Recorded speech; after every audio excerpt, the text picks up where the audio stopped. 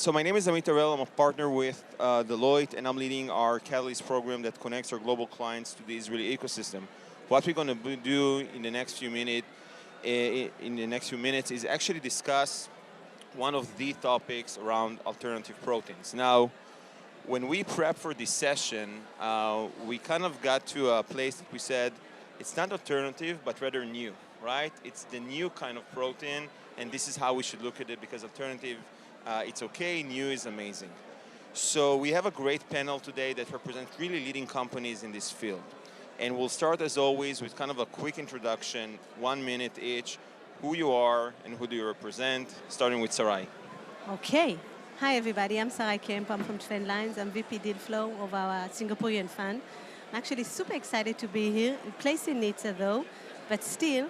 So I'll tell you why I'm so excited to be here. On this panel, we have basically all of our partners in one seat.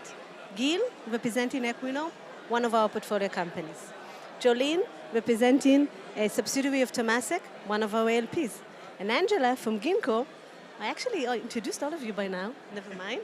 Angela is working and collaborating with one of our other portfolio, Fitolon. So super excited to be here, and thanks. Excellent. Angela? Hello, everybody. Angela Ailloni, Vice President of Business Development with Ginkgo. So happy to be here. It's my 5th trip to Israel, and I brought my 87-year-old mother-in-law because she's ex-Israeli, and we're having a great time and excited to talk about alternative proteins today with you. Jolene. My name is Jolene. So I come from Nurasa. We're based in Singapore. We're a new company formed by Temasek, who has involved more than $8 billion over the last 8 years in alternative protein and food tech. Our new mandate really is to accelerate the growth and commercialization across Asia Pacific. So investing in contract manufacturing capabilities in companies, but also how to access the Asian market. Hello, my name is Gil Shalev. I'm the CEO of Equinom. I founded the company almost 11 years ago. What we do ingredients, plant-based ingredients. The way that we do it, we breed the seeds, we improve the seeds. Seems obvious, but the way that we do it is in a way that we are looking on the proprietary and the functionality of the ingredients. And based on that, we are having a system that we are using to adapt, breed, and create the best seeds to those ingredients. The value that we create is basically enable us to reduce a lot in the processing and improving functionality and nutritional values of the food that we are making. Thank you for having the opportunity to be here. So diving right in, a question for all of you, and whether we call it alternative or new proteins, they were not invented yesterday, right? It's been here for a while, it's been around us, but kind of small. So the question I have for all of you, and really happy to get different perspective, is one, is it ready for mass markets? And two, where do you see basically the future of these markets? Is it a mass niche? Is it a small niche? Is it, again, going broadly? So maybe Gil, starting with you. I think I don't have a very complicated answers, I may say. I think while we are speaking about food, there are 3 major components that we need to encounter while developing a new food, which is cost, taste, texture. And surprisingly, I don't think the alternative plant-based application industry solves none of them. It's more expensive, taste it's okay, texture it's okay. Meaning that this industry cannot evolve. And you're very kind. Yeah, kind of. I know. I'm trying to support the industry, not to. So I think, in a way, that it cannot grow if we don't solve all of those 3 major components.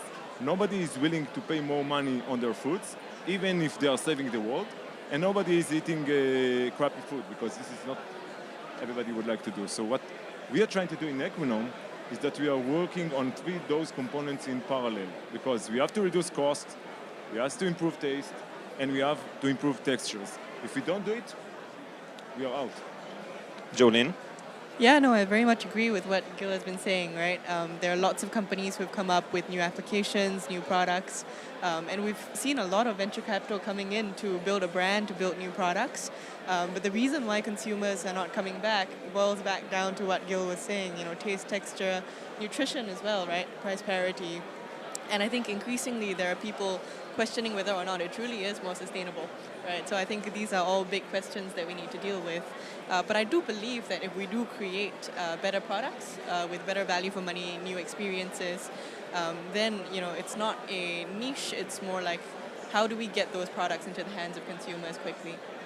Angela. Totally in agreement. Thanks for setting this up. But it is here to stay. It is not ready yet, right? I do think it will be a mass market. I genuinely believe, but because we have to do it to feed the world, right? We are not going to have enough protein to feed the world the way we are currently going and growing. So we will have to come up with creative solutions, whether it be mycoprotein, whether it be insect protein, whether it be all of these different things that come together. It will be necessary in order for the world to survive. So it's here to stay. I agree, cost, taste, texture, but we're going to work on that and improve it because it's necessary. Sarai? So no surprise, I agree with everybody. I think there was an overpromise in this field specifically, and now we are acknowledging the aftershock of the overpromise, which is a good thing, because now companies, even the valuations will go down slightly. Companies will be more focused on taste, price, texture, and this is something that is definitely needed in the industry. And I think what we'll see more and more is hybrid products, exactly what Angela mentioned. It's not going to be a 100% cultivated meat we're going to eat in 2-3 years. We're going to eat some kind of a hybrid product. Maybe not me personally, but I'll prefer to wait the 10 years. But I think the audience and the consumers will be consuming that. So looking into, and this is a question for you, Angela and Gil, looking into what's missing right now in the value chain, and starting with you, Angela, right? Between now and those 10 years, if we had all the ingredients, or not just the ingredients of the food, but the ingredients of the industry that are set up for us to rebuild or to accelerate, in your view, what is missing? Production is the number one. As we know, there's a scarcity of production, and what goes along with that is also funding for that steel in the ground to make these investments, because folks think it's a risk, right?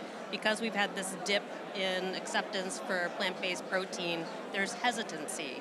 And it's a lot like our climate problem and all these other things that we need to get ahead of now to invest in that production. And hopefully all of the ecosystem of ag that we all know and love, of foundations, government, so forth, will come together to support the build that is necessary to be ready for this production in the future. Gil?